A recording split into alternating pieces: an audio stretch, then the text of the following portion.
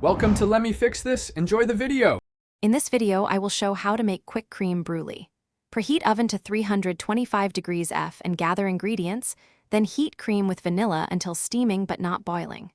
Whisk yolks and sugar until smooth, temper with warm cream slowly, and strain into ramekins. Bake in a water bath until just set, chill thoroughly, then sprinkle sugar and caramelize for a crisp top.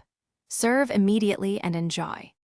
Start by measuring ingredients and preheating the oven to 325 degrees F, then heat the cream until steaming but not boiling.